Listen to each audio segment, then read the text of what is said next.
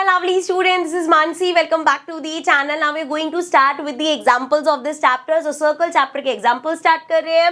पहला example है बच्चे, ये क्या हो गया? पहला example है हमारे पास, if two intersecting chords of a circle make equal angles with the diameter passing through their point of intersection, prove that the chords are equal. तो पहले बना लेते हैं अपना एक प्यारा सा circle.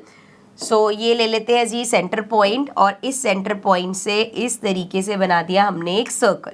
ठीक है, ग्रीन कलर का चलेगा, ये येलो ही बना दें, येलो रख लेते हैं. चलो, यहाँ से बना दिया हमने एक सर्कल. अब हमें बोला क्या है, हमें इन्होंने कहा कि दो कॉर्ड्स हैं.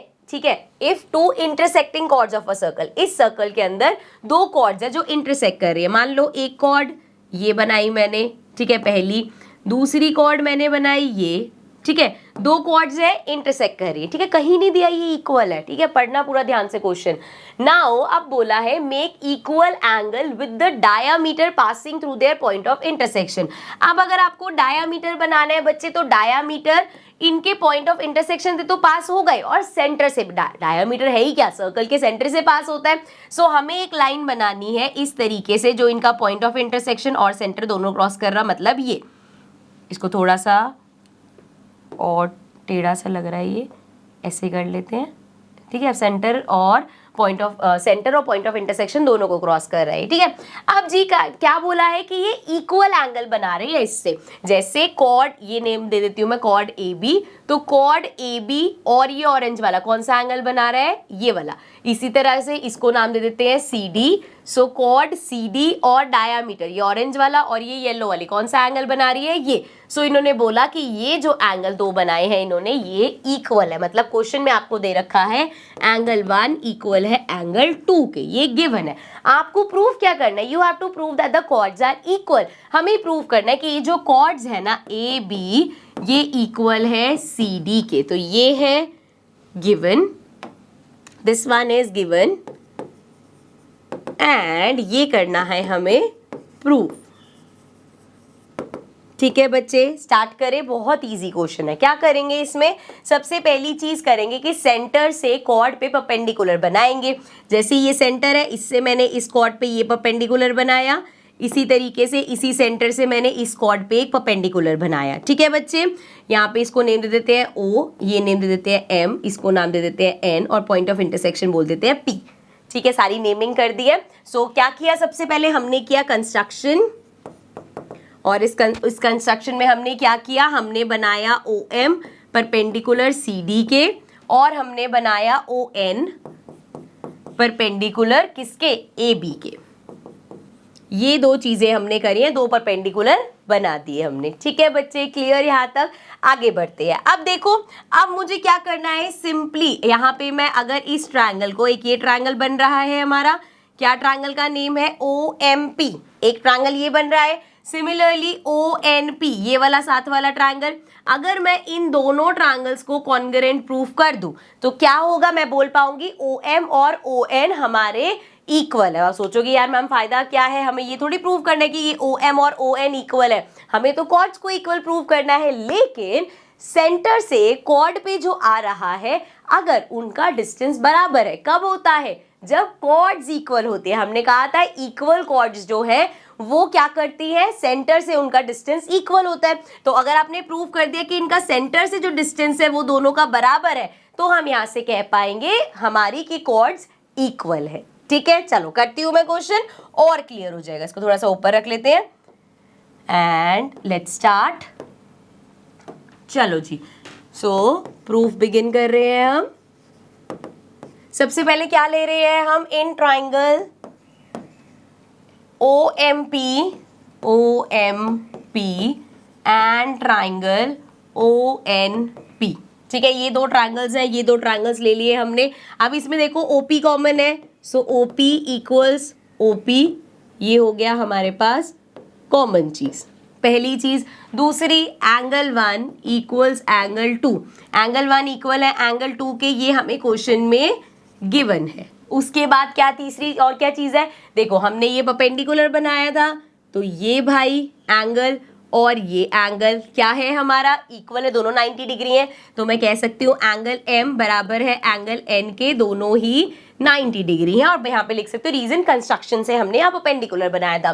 तीन चीजें मिल गई बच्चे, एक ये एंगल और ये वाली नहीं, ये एंगल और ये साइड ली है हमने। सो एक साइड और दो एंगल्स लिए। तो कैसे कॉन्ग्रुएंट प्रूव होगा, कौन सा कॉन्ग्रुएंसी रूल लगाया हमने यहाँ पे, दो एंगल और एक साइड वाला कौन सा होता है, AAS। ठीक है, लिख देते हैं इसको यहाँ पे, triangle OMP is now congruent to triangle ONP। ठीक है, यहां से मिला क्या, यहां से हमें मिला कि जो OM है वो इक्वल है ON के। सो यहाँ पे मैं लिख रही हूँ कि OM अब इक्वल है ON के बाय CPCT। सो बस हम ये लिखेंगे कि अगर OM इक्वल है ON के तो हमारी कॉर्ड AB भी इक्वल होगी कॉर्ड CD के। और क्या लिखेंगे कि chords equidistant from centre, centre से जिनका डिस्टेंस इक्वल होता है आर इक्वल इन लेंथ, वो आपस में इक्वल होती हैं। ठीक है बच्चे, क्लियर है, ये बात समझ में आ गई, क्योंकि हमने प्रूव कर दिया कि ये जो दो कॉर्ड्स हैं इनका सेंटर से डिस्टेंस दिखा दिया हमने बराबर है, तो हम कह पाएंगे कि कॉर्ड्स भी इक्वल होंगी। ठीक है, सो दिस वाज एग्जांपल 1। चलते हैं नेक्स्ट एग्जांपल पे। एग्जांपल 2 सेज इन फिगर 9.19, ये हमारे पास फिगर दे रखी है, AB इज अ डायामीटर। ये जो हमारा AB है बच्चे, ये एक डायामीटर गिवन है। आगे क्या बोला है, CD is a chord equal to the radius of the circle. यहाँ पे ये जो कॉर्ड CD है ये सर्कल की रेडियस के इक्वल है, मतलब जितनी रेडियस है उतना ही कॉर्ड की लेंथ होगी। AC and BD when extended intersect at point E। सो इस AC को और इस BD को जब एक्सटेंड करते तो वो इस E पॉइंट पे आके मिल रहा है। ठीक है, फिगर एक्सप्लेन करी है। प्रूव दैट एंगल AEB मतलब ये वाला जो हमारा एंगल है ये एंगल 60 डिग्री का है, ये हमें प्रूव करना है। ठीक है, सो नाउ देखो, जब भी ऐसे प्रूफ वाले क्वेश्चंस होते हैं ना, so there are many method जिनसे आप कर सकते हो। तो आई ट्राई माई बेस्ट कि मैं आपको सबसे सिंपलेस्ट मेथड बताऊं जो अभी भी देखो तो समझ आ जाए, एग्जाम में क्वेश्चन आ जाए तो भी आपको एकदम से दिमाग में आ जाए यार इस मेथड से करना है। ठीक है, देखो सबसे पहले तो इन्होंने हमें एक चीज बताई थी कि ये जो कॉर्ड है ये रेडियस के इक्वल है। मतलब यहां से अगर मैं ये चेक करूं, OC क्या है, सर्कल की रेडियस है, OD क्या है, सर्कल की रेडियस है। सो OC OD दोनों सर्कल की रेडियस है और कॉर्ड भी इसके इक्वल है। सो यहां से मैं कह सकती हूँ ये OCD तीनों की साइड इक्वल है, और अगर तीनों की साइड इक्वल है तो दैट मीन्स हमारा ये OCD क्या हो गया, इसको OCD is an equilateral triangle. ये हमारा एक इक्विलेटरल ट्रायंगल बन रहा है। और इक्विलेटरल ट्रायंगल के बारे में हमें क्या पता है कि उसकी सारे जो एंगल्स हैं वो कितने होते हैं, 60 डिग्री ईच होते हैं। सो सारे एंगल्स ये 60 डिग्री हो गए। But now the point is कि हमें तो ये वाला एंगल 60 डिग्री प्रूफ करना है, इसको थोड़ी करना है, लेकिन हम कुछ यूज कर लेंगे इसका। कैसे, जैसे यहां से मैं ले रही हूं COD, angle COD equals to 60 degree. क्यों भाई, क्योंकि all angles of an equilateral triangle are 60 degree. 60 degree होते हैं भाई सारे एंगल्स, तो ये एंगल 60 डिग्री हो गया। मैंने यही स्पेसिफिकली एंगल क्यों लिया, क्योंकि देखो यहां से मैं क्या कर रही हूं ना कि यहां पे अगर मैं इस कॉर्ड को देखूं, इस कॉर्ड को अगर हम देखें, देखो मैंने पिंक से अब हाईलाइट करी है, CD कॉर्ड है। CD ने एक एंगल बनाया सेंटर पे 60 डिग्री का। ठीक है, अभी हमने प्रूफ किया। सो ये एंगल 60 डिग्री का बना है। अब CD जो है एक और एंगल बना रही है, यहां पे देखो ये एक और एंगल बन रहा है। सो ये एंगल कितने डिग्री का होगा, बताओ जरा, सोचो जरा। अगर ये कॉर्ड है और ये सेंटर पे 60 डिग्री का एंगल बना रही है, तो हमने पढ़ा था कि एक कॉर्ड सेंटर पे जितना एंगल बना रही है या एक आर्क सेंटर पे जितना एंगल बना रही है और कहीं पे भी remaining part of the circle पे बनाएगी तो वो उसका हाफ होगा। सो दैट मीन्स ये एंगल हमारा 30 डिग्री हो गया, क्योंकि इसने सेंटर पे अगर 60 डिग्री बनाया है, सो वो वाला एंगल हाफ होगा उसका, और 60 का हाफ 30 होता है। इसको लिखेंगे कैसे, इसको रब कर लो। सो यहां पे हम इसको इस तरीके से लिखेंगे कि हमारा angle CBD angle CBD is equals to half of angle COD। COD का हाफ है। और रीजन क्या देंगे बच्चे कि जब एक आर्क या एक कॉर्ड सेंटर पे जो एंगल बनाती है वो हमेशा कहीं भी और एंगल बने उसका डबल होता है। सो अगर ये एंगल इसका डबल है तो वो हाफ हो गया ना ऑब्वियसली। तो यहाँ पे आप पूरी थ्योरम लिख देना। ठीक है भाई, क्लियर, यहाँ तक कोई दिक्कत नहीं है। अब देखो जरा, अब जरा फिगर को थोड़ा सा जूम कर लेते हैं एंड हम देखते हैं हम कहां तक पहुंचे हैं अभी। यहाँ पे अब देखो मैं कौन सा देख रही हूँ क्योंकि मुझे इस एंगल पे पहुंचना है। अगर मैं ये वाला ट्रायंगल लूं तो ये तो मुझे प्रूफ करना है ना, मेरे पास ये है ना ये है, कोई फायदा नहीं है इस ट्रायंगल को लेने का। अगर मैं कोई और ट्रायंगल लेने की कोशिश करूं, मतलब एंगल ई तो मैं ले ही रही हूं, यहां से तो मैं ये ले ही रही हूं। अगर मैं ये देखो जरा, जो मैंने रेड कलर का ट्रायंगल मार्क किया है, अगर मैं इस ट्रायंगल को लेने की कोशिश करूं तो यहां से एक तो ये एंगल मेरे पास है, ठीक है, और यहाँ पे ये एंगल मुझे निकालना है। सो मुझे यहाँ पे दिख रहा है कि यार दो चीजें तो मेरे पास है। इसके अलावा या तो होता कि यार ये वाला एंगल होता तो हम एंगल सम प्रॉपर्टी लगा के वो प्रूफ कर देते। उसके अलावा और क्या यूज हो सकता है ट्रायंगल के केस में? ये पूरा एक ट्रायंगल है, अगर मुझे ये वाला एंगल मिल जाए, अब इस एंगल से फायदा क्या होगा? देखो जरा ट्रायंगल को ध्यान से, अगर ये वाला मुझे एंगल मिल जाए सो ये इस ट्रायंगल का एक्सटीरियर एंगल है, मतलब ये प्लस ये इक्वल होगा इसके। एक्सटीरियर एंगल प्रॉपर्टी याद है ना, कोई भी अगर आपके पास इस तरीके से ट्रायंगल है और उसका एक एक्सटीरियर एंगल बन रहा है, सो ये एक्सटीरियर एंगल इक्वल होता था इन दोनों के सम के, जो ऑपोजिट एंगल्स है इनके सम के इक्वल होता था। सो यहाँ पे भी वो प्रॉपर्टी लग सकती है। लेकिन क्या मेरे पास ये वाला एंगल है? सोचो जरा, ये एंगल निकालना बड़ा आसान है बच्चे। क्यों? क्योंकि ए बी एक डायामीटर दे रखा है। क्वेश्चन में एक एक चीज जो लिखी होती है ना वो हमारे काम की होती है। ए बी अगर एक डायामीटर है तो क्या ए बी से ये जो एंगल बन रहा है ये 90 डिग्री का नहीं होगा? क्यों भाई? क्योंकि angle in semi circle is always 90 degree. ठीक है, सो यहाँ पे हम लिखेंगे, इसको रब कर लेते हैं। ओके, यहां से तो हमने इसको थोड़ा सा, अब मैं जूम आउट कर देती हूँ।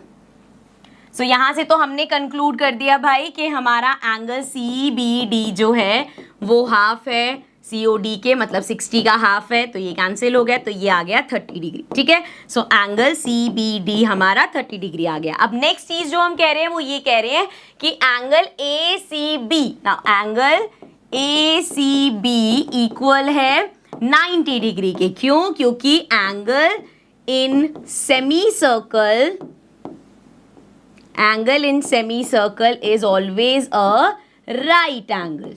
ठीक है, यहां तक क्लियर है? यहां तक समझ में आ गया? आई नो बच्चे अभी एकदम से बैक टू बैक नई चीजें सुनते हो ना तो लगता है यार ये डिफिकल्ट क्वेश्चन है, बट जब आप एक बार समझ के दोबारा से देखोगे ना तो आपको लगेगा यार ये डिफिकल्ट नहीं है। This is going to be the easiest method, वरना अदरवाइज और भी बहुत सारे तरीके हैं उसमें ज्यादा कंफ्यूजन होगी। ठीक है, चलो यहां तक तो समझ में आ गया, यहां तक हम पहुंच गए। अब आगे हमें क्या करना है? सिंपल, अपना ट्रायंगल ले लो। कौन से ट्रायंगल की बात हो रही है? जो मैंने रेड ट्रायंगल मार्क किया था, ECB, ये पूरा triangle ECB।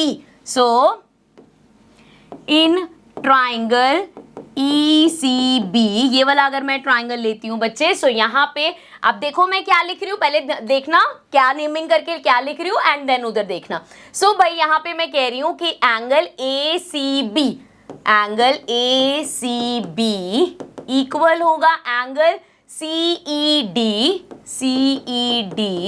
Plus angle EBC या DBC, कैसे भी लिख सकते हैं इसको। ठीक है, सो यहां से क्या बोला मैंने कि ये वाला जो एक्सटीरियर एंगल है ये इक्वल होगा इसके और इसके सम के।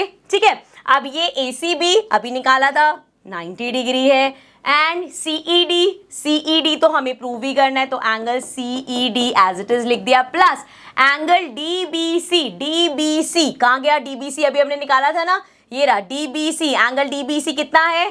30 डिग्री है, सो ये आ गया 30। अब फाइंड क्या करना है? CED निकालना है। सो एंगल CED हमारा क्या हो जाएगा? 90 में से 30 माइनस कर दो, 90 में से 30 माइनस करोगे तो you will get 60 degree. So angle CED हमारा हो गया 60 डिग्री का। यही हमें क्वेश्चन में प्रूफ करना था। यही एंगल हमें क्वेश्चन में प्रूव करना था ना बच्चे। अब आप सोचोगे मैम AEB करना था, अब देखो AEB बोल लो चाहे या CED बोल लो, एंगल तो यही वाला रहेगा ना। इस एंगल को 60 डिग्री प्रूव करना था, वो हमने कर दिया। ठीक है, I hope this is clear. Do watch the video once again. I think NCERT में भी शायद इससे कोई दूसरा मेथड है। सो देखो, फिगर आउट आपने ही करना है बच्चे, आपको क्या इजी लग रहा है। आई ट्राई माई बेस्ट किया, जो सबसे मुझे लग रहा है कि बच्चों को इजी लगेगा मैं वो कराती हूँ। ठीक है, चलो अब चलते हैं नेक्स्ट एग्जाम्पल पे, एग्जाम्पल नंबर 3। इन फिगर 9.20 ये रही figure, ABCD is a cyclic quadrilateral. So यहाँ पे ये ABCD हमारे पास एक साइक्लिक क्वाड्रिलेटरल है in which AC and BD are its diagonal. So ये AC और BD इसके diagonals हैं। If angle DBC इस एंगल की बात हो रही है बच्चे, अगर ये एंगल 55 डिग्री है, ये एंगल हमारा 55 डिग्री है, एंड BAC मतलब ये वाला एंगल हमारा कितना है, 45 डिग्री है। Find angle BCD। सो BCD मतलब ये पूरा एंगल हमें निकालना है। देखो जरा, बहुत सिंपल क्वेश्चन है। हमें हमेशा पहले देखना है हमें फाइंड क्या करना है भाई, ये फाइंड करना है। और बताया क्या हुआ था कि ये साइक्लिक क्वाड्रिलेटरल है। साइक्लिक क्वाड्रिलेटरल की प्रॉपर्टी क्या पता है कि ऑपोजिट एंगल्स का सम 180 डिग्री होता है, जिसका मतलब है कि इस एंगल और इस पूरे एंगल का सम 180 डिग्री होगा। लेकिन अब इस पूरे एंगल में इतना एंगल तो 45 है, ये पता है, ये वाला एंगल नहीं पता हमें। सोचो जरा, क्या देख के कुछ समझ में आ रहा है। अगर हम इसको अब जैसे मैं बोल रही हूं उस तरीके से देखो जरा, CD ये हमारी एक कॉर्ड है बच्चे। अब यहां से देखो, CD से बना ये वाला हमारा एंगल, करेक्ट, इस CD से ये एंगल बना, इसी CD से बच्चे एक एंगल ये वाला भी बन रहा है ना, दिस वन। सो ये क्या हो गए, ये दोनों एंगल्स हो गए एंगल इन सेम सेगमेंट, मतलब ये वाला एंगल भी हमारा 55 डिग्री का हो गया। ठीक है, इसको लिखेंगे कैसे। सो यहाँ पे हम ऐसे स्टार्ट करेंगे, एंगल DAC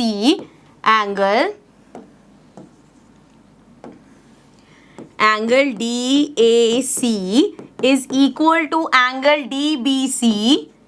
क्यों इक्वल है बच्चे, because they are angles in same segment, एक ही सेगमेंट में है ये, इसलिए so angles in same segment हो गया। अब यहां से मैं कह सकती हूँ कि एंगल DAC हमारा इक्वल है 55 डिग्री के। ठीक है, ये हमने प्रूफ कर दिया। अब इसके बाद हमें पता है ये पूरा एंगल C कैसे लिखेंगे, DCB, एंगल DCB प्लस ये पूरा एंगल DAB ये किसके इक्वल होगा, 180 डिग्री के। क्यों, क्योंकि हमें पता है opposite angles of a cyclic quadrilateral are supplementary, या उनका सम 180 डिग्री होता है, ऐसे लिख देना। ठीक है, अब देखो जरा, इसको थोड़ा सा यहाँ पे ऊपर रखते हैं। सो एंगल DCB तो हमें फाइंड करना है, इसको तो एज इट इज लिख देते हैं, एंगल DCB प्लस अब एंगल DAB इस पूरे एंगल की अगर बच्चे मैं बात करूं, DAB कितना होगा, 45 प्लस 55। सो ये इक्वल हो गया 45 डिग्री प्लस 55 डिग्री। सो 5 ये आ गया 10, 5 अगेन 5 10, 100 हो गया हमारा। ठीक है, तो ये आ गया हमारा 100 डिग्री। सो ये हो गया 100 इक्वल्स टू 180। सो ये आ गया angle DCB equals to 180 minus 100, और ये हमारा आ जाएगा एंगल 80 डिग्री का। यही क्वेश्चन में हमें फाइंड करना था, तो ये एंगल हमारा आ गया 80 डिग्री का। Okay, so this was our example number 3। Let's get to the next example. Example 4 says two circle intersect at 2 points A and B। यहाँ पे दो सर्कल है, एक सर्कल ये रहा हमारा, एक सर्कल ये रहा, 2 पॉइंट पे मीट कर रहे हैं A और B पॉइंट पे। AD and AC are diameter to the two circle. So अब जैसे AD है, ये हमारे पहले वाले सर्कल का डायामीटर हो गया, AC जो है हमारे दूसरे वाले सर्कल का डायामीटर हो गया।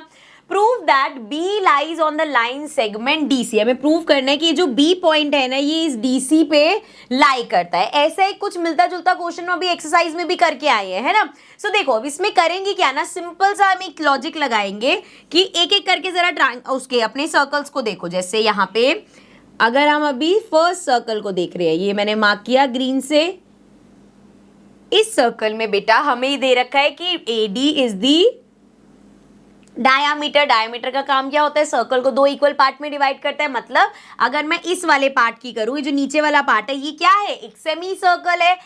एंड सेमी सर्कल में जब कोई एंगल बनता है तो वो कितना होता है, 90 डिग्री होता है। तो यहाँ पे ये अगर डायामीटर है तो डायामीटर से देखो जरा यहाँ पे कौन सा हमारा एंगल बन रहा है, ये वाला एंगल बन रहा है, दिस इज 90 डिग्री। ठीक है, सो यहां से आ गया कि ये एंगल 90 डिग्री है। इसी तरीके से अब दूसरा सर्कल देखो, दूसरा सर्कल हमारा क्या है, ये पिंक से जो मैंने मार्क किया ये हमारा हो गया दूसरा सर्कल। अब इस दूसरे सर्कल में भी ये क्या है बच्चे, डायामीटर, मतलब अगेन इट इज यहाँ पे सेमी सर्कल है। और इस डायामीटर से अब देखो जरा एक ये एंगल बन रहा है ना हमारा, सो ये एंगल कितना हो गया, 90 डिग्री हो गया। अब इसी चीज को ना जरा लिखते हैं। सो देखो हमने क्या क्या लिया, इसको रब करते हैं। सो स्टार्ट करते हैं। सबसे पहले हमने लिया सर्कल 1 में, या सीधा मैं एंगल्स लिख रही हूँ, ABD, एंगल ABD इक्वल है 90 डिग्री के। Also angle ABC, angle ABC equals to 90 degree, दोनों ही 90 डिग्री के हैं। क्यों भाई, because they are angles in semicircle. Semicircle में जो हमारे एंगल्स होते हैं वो क्या होते हैं, 90 डिग्री होते हैं। ठीक है, यहां तक क्लियर है। अब करना क्या है, जरा दोनों को ऐड कर दो। देखो जरा अगर मैं ऐड करती हूं angle ABD plus angle ABC कितना होगा बच्चे, 90 प्लस 90, 90 प्लस 90 180 डिग्री होगा। सो यहाँ पे अब जरा फिगर को ध्यान से देखो, हम कह रहे हैं कि ये पार्ट प्लस ये पार्ट दोनों क्या है, 180 है। 180 मतलब लीनियर पेयर बना रहे, लीनियर पेयर अगर ये बना रहे, सो वी कैन से कि DBC हमारी एक स्ट्रेट लाइन हो गई। DBC is a straight line, तभी तो वहां पे 180 डिग्री का एंगल बन पा रहा है। और अगर ये पूरी एक स्ट्रेट लाइन है तो यहाँ पे B पॉइंट जो है वो इसी लाइन पे तो लाई करता है। सो B lies on line segment DC। यही हमें क्वेश्चन में प्रूफ करना था और यही क्वेश्चन हमारा एक्सरसाइज में भी एक आया था। ठीक है, सो this was the fourth example. Next पे चलते हैं, लास्ट एग्जांपल नंबर 5। थोड़ा सा ध्यान से समझने वाला है, वैसे इजी है, ध्यान से समझोगे तो ज्यादा अच्छे से समझ में आ जाएगा। ठीक है, चलो let's get started. Prove that the quadrilateral formed if possible by the internal angle bisector of any quadrilateral is cyclic. So हमें क्या बताया उन्होंने कि एक कोई भी आपके पास इस तरीके से मान लो एक क्वाड्रिलेटरल है। ठीक है, इस तरीके का आपके पास एक क्वाड्रिलेटरल है भाई। सो इस क्वाड्रिलेटरल में बच्चे उन्होंने बोला कि इसके एंगल का बाइसेक्टर, एंगल का बाइसेक्टर मतलब जैसे ये पूरा एक एंगल होगा, इसका बाइसेक्टर ऐसे जाएगा, ये पूरा एक एंगल होगा, इसका बाइसेक्टर कुछ ऐसे जाएगा, ये पूरा हमारे पास एंगल होगा, इसका बाइसेक्टर मान लो ऐसे जा रहा है, एंड ये पूरा एक एंगल है तो मान लो इसका बाइसेक्टर इस तरीके से हमारे पास जा रहा है। अब अगर मैं इसको एक्सटेंड करूं तो देखो यहाँ पे एक क्वाड्रिलेटरल सा बन रहा है ना हमारा। हमें प्रूव करना है कि ये जो बीच में ये जो क्वाड्रिलेटरल बना है, दिख रहा है ना 4 साइड्स वाला, जो मैं अभी इसको हाईलाइट भी कर देती हूँ, पिंक से ही मैंने हाईलाइट कर दिया। ये जो क्वाड्रिलेटरल बन रहा है ना ये साइक्लिक है, ये हमें प्रूफ करना है। ठीक है, सो यहां तक तो फिगर समझ में आ गई। इसको जरा मैं रब करके सुंदर सी बना देती हूं ताकि हम सॉल्व भी कर सके। तो अब ज्यादा अच्छी लग रही है, फिगर समझ में ढंग से आ रही है। देखो इसको नेमिंग कर लेते हैं, ABCD। ठीक है, अब जी हमें प्रूफ क्या करना है कि ये जो अंदर वाला एक क्वाड्रिलेटरल बन रहा है ये हमारा साइक्लिक है। इसकी भी नेमिंग कर देते हैं, let's call this point EFGH। सो हमारा क्वाड्रिलेटरल EFGH ये एक साइक्लिक क्वाड्रिलेटरल है, ये हमें प्रूफ करना है। अब अगर हम इसका प्रूफ स्टार्ट करें, सो सिंपल, कोई भी दो पेयर ऑफ ऑपोजिट एंगल्स पकड़ लो। जैसे मैंने ये दो पेयर ऑफ ऑपोजिट एंगल्स पकड़ लिए, अब मैं प्रूफ कर दूंगी कि इसका जो सम है वो 180 डिग्री है। तो हमें पता है अगर एक क्वाड्रिलेटरल के ऑपोजिट एंगल्स का सम 180 डिग्री है तो वो साइक्लिक हो जाएगा। तो बस मेरा एम यही है कि मैं इस एंगल प्लस इस एंगल को 180 डिग्री प्रूव कर दूं, देन मैं कह सकती हूँ कि ये जो हमारा EFGH ये बना है ये एक साइक्लिक क्वाड्रिलेटरल है। ठीक है, सो स्टार्ट करते हैं। अब देखो जरा, हम यहाँ पे एक चीज बोल सकते हैं, इस F को जरा मैं इधर लिख रही हूँ क्योंकि यहाँ पे हमें एक एंगल बनाना है, इसको ये h है भाई, ये f है, यहाँ पे लिख दिया, ठीक है। अब देखो ये जो एंगल, अच्छा एक चीज और देखना, पहले ही बता देती हूँ मैं कि जहां पे मैंने जो दो एंगल लिए जिनको ऑपोजिट प्रूव करना है, मैंने ये वाला और ये वाला लिया है, ये वाला और ये वाला नहीं लिया। क्यों नहीं लिया भाई? क्योंकि देखो यहाँ पे इस एंगल की अगर बात करूं तो इसका वर्टिकली ऑपोजिट ये रहा, इसकी बात करूं तो इसका वर्टिकली ऑपोजिट ये रहा, तो मेरे किसी काम आ पाएगा। अगर मैं ये वाले एंगल लेती तो मेरे पास कुछ ना होता प्रूव करने के लिए, और हो सकता है इसको पूरा ज्वाइन वॉइन करना पड़ता, बहुत लंबा लफड़ा पड़ता।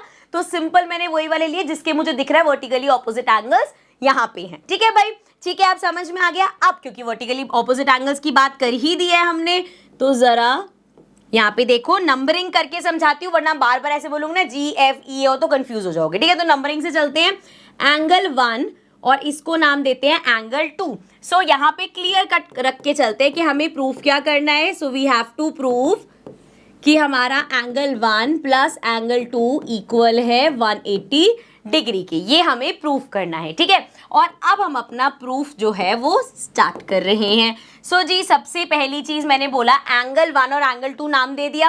अब ये एंगल 1 इक्वल होगा इस एंगल के 1 2, इसको नाम दे देते हैं 3 और इसको नाम दे देते हैं 4। सो यहाँ से मैंने कंक्लूड किया कि भाई एंगल 1 इक्वल होगा एंगल 3 के और एंगल 2 मेरा इक्वल होगा एंगल 4 के। कोई दिक्कत नहीं यहाँ तक, दोनों में क्या है, these are vertically opposite angles, ठीक है, यहाँ तक तो क्लियर है।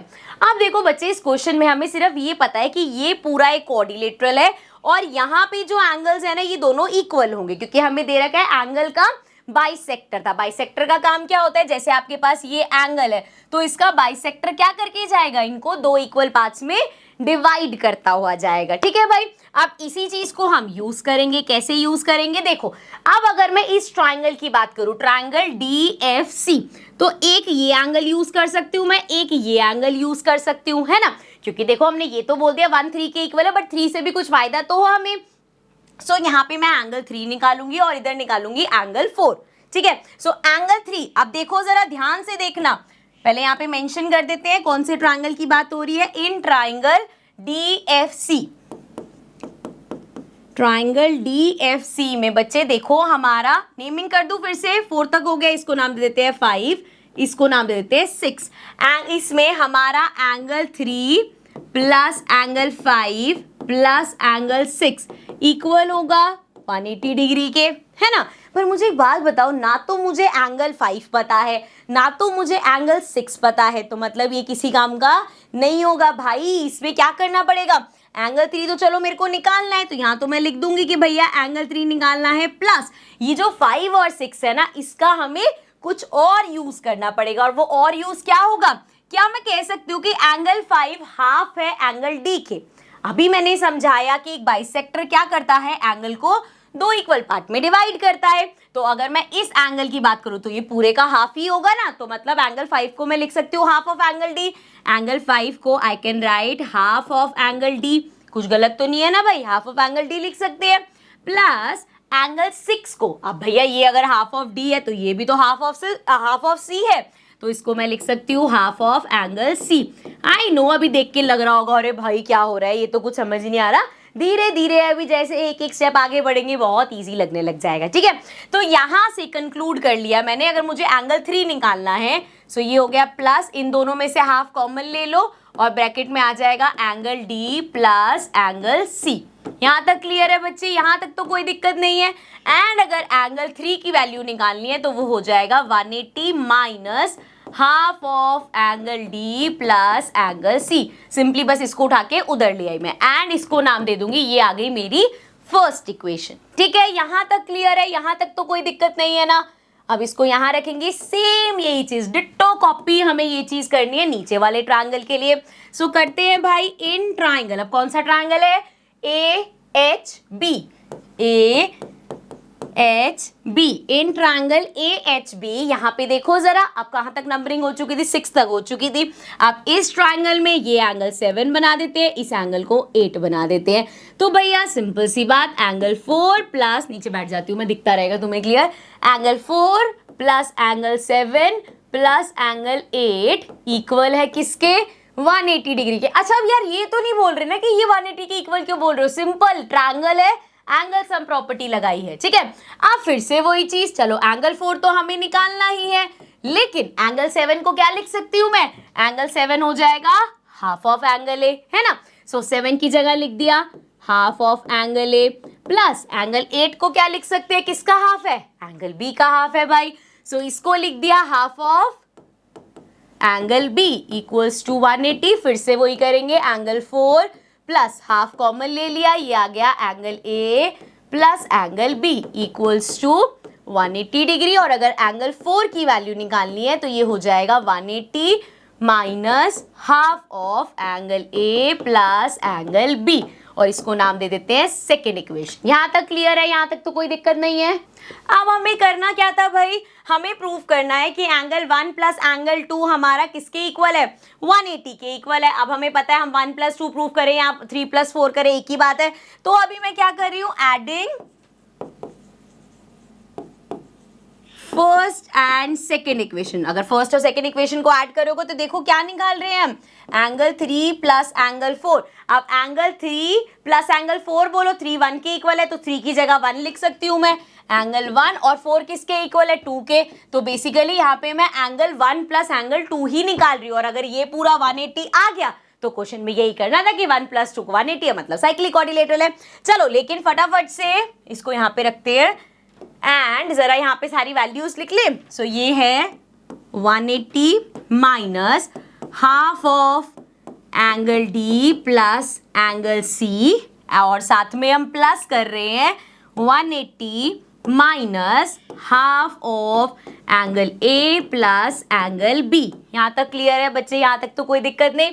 अब देखो 180 प्लस 180 कर लो, 180 और 180 क्या होगा, 360 डिग्री हो गया, माइनस हाफ ऑफ। अब अगर मैं यहाँ पे देखो, अब मैं क्या कर रही हूँ, 180 और ये तो मैंने प्लस था, दोनों को प्लस कर दिया।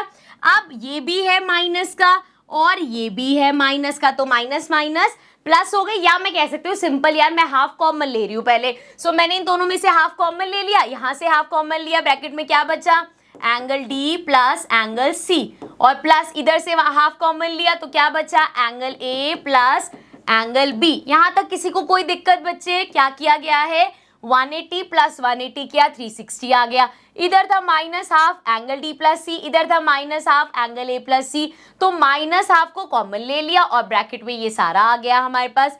अब जरा मुझे एक बात बताओ, यहां तक तो चलो एज इट इज लिख दो 360, अरे यार 360 डिग्री माइनस हाफ ऑफ। अब जरा यहाँ पे देखो, angle A plus angle B plus angle C plus angle D. So ये सारे जो एंगल्स आ रहे हैं यहाँ पे, एंगल, अरे भाई कलर कोई और आ जाता, angle A plus angle B plus angle C plus angle D, ये हमारे कोऑर्डिनेटरल ए बी सी डी के सभी एंगल्स हैं। और एक कोऑर्डिनेटरल के सभी एंगल्स का सम क्या होता है, 360 डिग्री होता है कि नहीं होता, बिल्कुल होता है। तो ये आ गया हमारा 360 डिग्री। अब बाहर हाफ है भाई तो इसको आधा करना पड़ेगा, ये आ गया 180। सो ये हो गया 360 माइनस 180, 360 में से 180 गया, क्या आया भाई 180। क्या निकाला है हमने, एंगल 1 प्लस एंगल 2। तो हमने यहाँ पे क्या प्रूव कर दिया, एंगल 1 प्लस कि एंगल 1 प्लस एंगल 2 हमारा 180 डिग्री है। और अगर एक क्वाड्रिलेटरल के ऑपोजिट एंगल्स का सम 180 डिग्री है तो हम कह सकते हैं therefore quadrilateral EFGH is cyclic.